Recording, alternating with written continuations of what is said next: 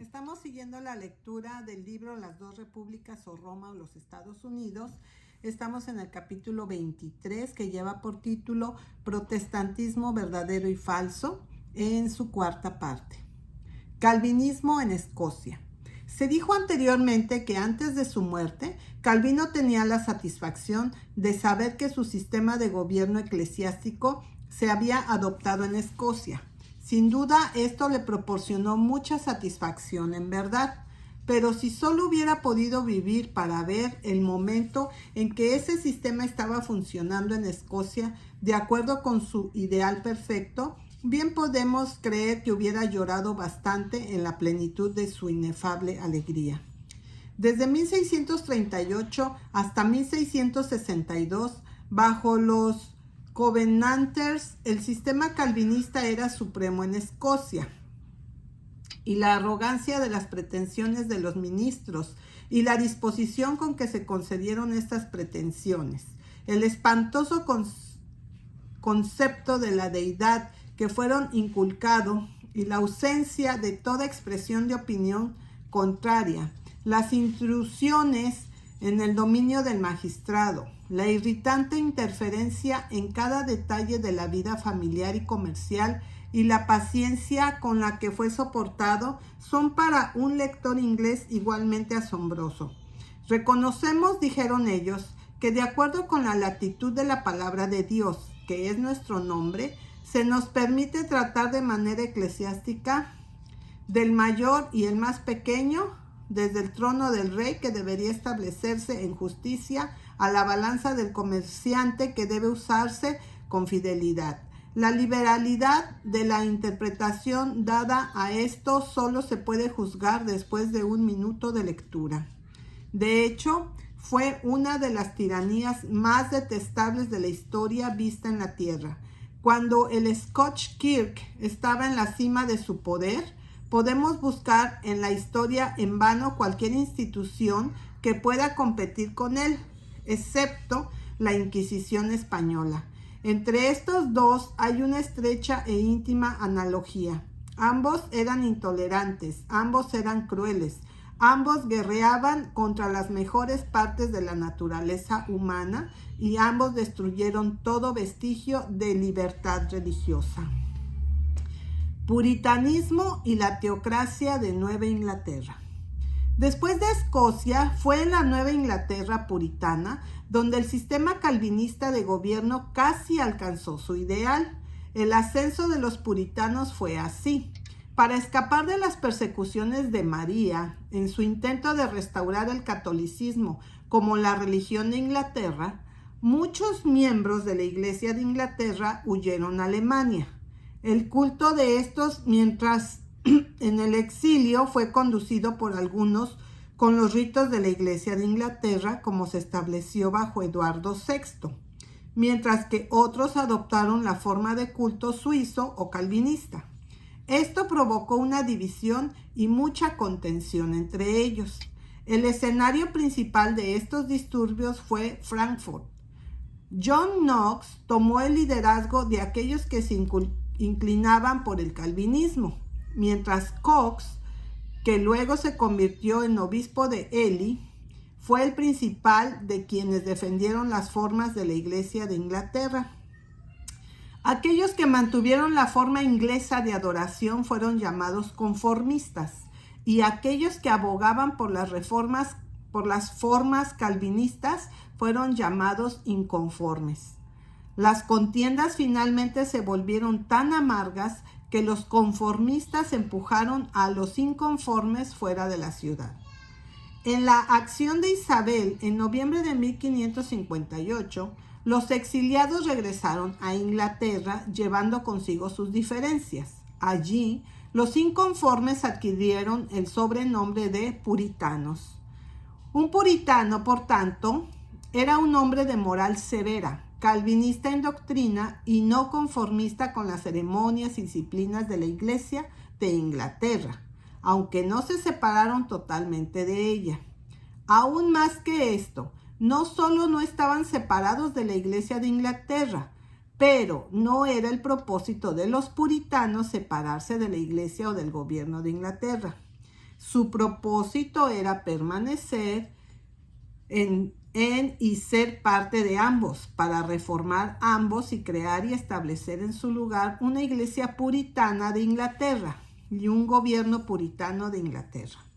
La controversia, como ya se dijo, giró sobre las formas de culto, ya sea que el clero usara vestiduras, si la iglesia debía ser gobernada por obispos, sobre las iglesias catedrales y los archidiáconos, decanos, canónigos y demás funcionarios de los mismos, sobre festivales y vacaciones, la señal de la cruz, padrinos, madrinas, etc. Los conformistas se aferraron firmemente a la forma de culto como fue establecido bajo Eduardo VI.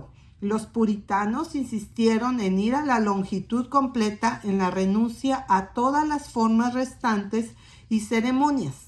La reina no estaba a favor de adoptar incluso el sistema establecido bajo Eduardo VI, sino que estaba inclinada todavía más hacia el sistema papal. Bajo las circunstancias, más bien, se confabulaba con los esfuerzos del partido puritano hasta que ella se había asegurado en el trono. Además de esto, muchos, viendo a la reina misma descuidando las formas ordenadas por la ley, hizo lo mismo. El resultado fue que los principios puritanos crecieron tanto en favor que en la convocatoria de 1502, cuando se hizo una moción para abolir la mayoría de los usos en disputa, se perdió por un solo voto, el voto de pie 58 a favor de la moción y 59 en contra. Cuando Isabel vio que el partido puritano seguía creciendo, pensó en comprobarlo imponiendo uniformidad según el uso establecido. En esto ella estaba celosamente apoyada, si no dirigida, por el arzobispo de Canterbury. Este intento de coerción en 1567 provocó que los puritanos agregaran sus objeciones a gorras, sobrepellices, tipets, etc. Una fuerte aversión por todo el sistema del episcopado y una mayor determinación de sustituirlo por la presbiteriana forma de política eclesiástica. Y como es manifiesto que la obstinación de los hombres audaces y sinceros no debe ser sofocada por castigos que no los exterminen, y que no era probable que tuvieran menos presunción de su propia razón cuando no encontraron tantos argumentos confiados para refutarlos como el de la fuerza. Lo inevitable, la consecuencia fue que los esfuerzos para hacer cumplir la uniformidad solo hizo que la inconformidad se hiciera más determinada y más prevalente. Los puritanos ahora se habían convertido en un grupo poderoso y debido a las dificultades de su puesto, Isabel, cuyo interés en cualquier asunto de religión no era sino por lo menos papal, era más político que cualquier otra cosa. Podría incluso haber sido llevados a asentir algunos de sus exigencias si los puritanos hubieran podido contentarse con algo como la moderación. Pero ahora lo hicieron tan extravagantemente exigente y afirmaron doctrinas tan extremas que inmediatamente se hizo evidente que se contentarían con nada menos que la subversión total del Estado y el establecimiento en Inglaterra del sistema por el cual Calvino había gobernado Ginebra. Hacia 1570, este movimiento tomó forma definitiva y entre los líderes del movimiento, Thomas Cartwright era el jefe. Había estudiado en Ginebra, regresó con una fe fanática en el calvinismo y en el sistema de la iglesia-gobierno que Calvino había ideado. Y como Margaret, profesor de teología en Cambridge, utilizó al máximo las oportunidades que le dio su cátedra de propagar sus opiniones. Ningún líder de un partido religioso mereció menos después de la simpatía. Cartwright fue incuestionablemente aprendido y devoto, pero su intolerancia era la de un inquisidor medieval. Las reliquias del antiguo ritual, la cruz en el bautismo, la sobrepeliz, la entrega de un anillo en matrimonio, eran para él no meramente desagradables como lo eran para los puritanos en general. Eran idólatras y la marca de la bestia. Su declamación contra las ceremonias y la superstición, sin embargo, tuvo poco peso con Elizabeth y sus primates. Lo que les asustó fue su defensa más imprudente de un esquema de gobierno eclesiástico que colocaba al Estado bajo los pies de la Iglesia. La regla absoluta de los obispos, de hecho, Cartwright denunció como engendrado del diablo, pero la regla absoluta de los presbíteros que sostuvo estaba establecida por la palabra de Dios. Para la Iglesia modelada, según el modelo de Ginebra, reclamó una autoridad que sobrepasaba los sueños más locos de los maestros del Vaticano. Toda autoridad y jurisdicción espiritual, el decreto de doctrina, el orden de las ceremonias, estaba totalmente en las manos de los ministros de la Iglesia. A ellos les pertenecía la supervisión de la moral pública. En un arreglo ordenado de clases y sínodos, estos presbíteros debían gobernar sus rebaños para regular su propio orden, para decidir en materia de fe, para administrar disciplina. Su arma fue la excomunión y fueron responsables de su uso no para nadie, sino solo para Cristo. La relación real que el Estado debía mantener con la Iglesia, los magistrados frente a los eclesiásticos, se puso como sigue en una segunda amonestación al Parlamento. 1572 por el legislador de la propuesta República Puritana. Debe recordarse que los magistrados civiles deben gobernar la Iglesia de acuerdo con las reglas de Dios prescritas en su palabra, y que como son enfermeras, entonces no sirvientes de la Iglesia, y como ellos gobiernan en las iglesias, por lo que deben recordar someterse a la Iglesia, entregar sus cetros, arrojar sus coronas ante la Iglesia, sí, como dice el profeta, para lamer el polvo de los pies de la Iglesia. Cartwright. La provincia del gobernante civil en tal sistema de religión como esto era simplemente para llevar a cabo las decisiones de los presbíteros, para ver sus decretos ejecutados y para castigar los contemineros de ellos. Tampoco fue este trabajo del poder civil, probablemente fue un trabajo ligero. El espíritu calvinista, el presbiterianismo excluyó toda tolerancia de práctica o creencia. No solo se iba a establecer el gobierno de los ministros como norma legal de forma de gobierno eclesiástico, pero todas las demás formas episcopaliano o separatistas debían ser despiadadamente reprimidas. Por herejía estaba el castigo de muerte. Nunca la doctrina de persecución había sido instada con tan ciega e imprudente ferocidad. Lo niego, escribió Cartwright, que tras el arrepentimiento debería seguir cualquier perdón de muerte. Los herejes deberían ser condenados a muerte ahora. Si esto es sangriento y extremo, estoy contento de contar con el Espíritu Santo. La violencia de un lenguaje como este era tan improbable como el dogmatismo de su enseñanza teológica. Elogiar opiniones de Cartwright a la misa de ingleses, popular como el sistema presbiteriano se había convertido en Escocia, nunca se apoderó popularmente de Inglaterra. Quedó hasta el último un credo clerical, más que nacional, e incluso en el momento de su aparente triunfo bajo la mancomunidad, fue rechazado por todas partes de Inglaterra, excepto Londres y Lancashire. Fue por una buena causa que fue rechazado, porque incluso antes de la muerte de Carlos I, el Parlamento presbiteriano había asestado el golpe más feroz a la libertad religiosa que jamás había recibido. Una ordenanza para la supresión de blasfemias y herejías que Vane y Cromwell habían mantenido a raya durante mucho tiempo. Fue pasada por las mayorías triunfantes.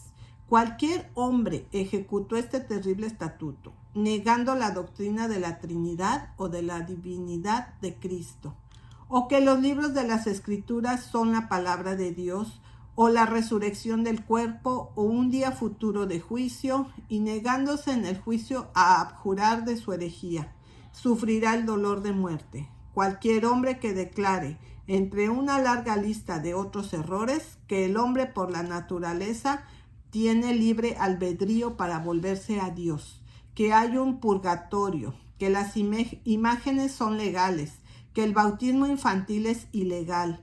Cualquiera que niegue la obligación de observar el Día del Señor o afirmar que el gobierno de la Iglesia por los presbiterianos es anticristiano o ilegal al negarse a renunciar a sus errores, sea mandado a prisión. Pero el atrevido desafío que el partido de Cartwright de Inglaterra entregó al gobierno en 1572 en una amonestación al Parlamento que denunció al gobierno de los obispos como contrarios a la palabra de Dios, exigieron el establecimiento en su lugar de gobierno por presbíteros, despertó el pánico entre los estadistas y prelados ingleses, que cortó todas las esperanzas de un trato tranquilo, de las meramente preguntas ceremoniales que realmente turbaban las conciencias de los protestantes más avanzados. El progreso natural de opinión cesó abruptamente y los pensadores moderados que habían presionado por un cambio en el ritual que hubiera satisfecho al celo de los reformadores, se retiró de la unión con un partido que revivió las peores pretensiones del papado. A partir de ese momento, Elizabeth, su agencia más activa, siendo todavía el arzobispo de Canterbury, y sus súbditos, ejerció todo su poder para aplastar a los puritanos. Y sin embargo, la persecución fue cruel. Lo soportaron todo con paciencia. Primero, porque todos los esfuerzos que se hicieron para aplastarlos solo multiplicó su fama e influencia 100 veces. Y segundo, porque vivían con la firme esperanza de que mejores días, si no su triunfo real, vendrían cuando Elizabeth fuera desaparecida. Y como Elizabeth se negó firmemente a casarse y cortar así toda posibilidad de heredar el trono a través de ella, las esperanzas de los puritanos se fortalecieron a medida de su aumento de la edad, porque James de Escocia fue el siguiente en la línea de sucesión. ¿Y no se estableció el presbiterianismo en Escocia?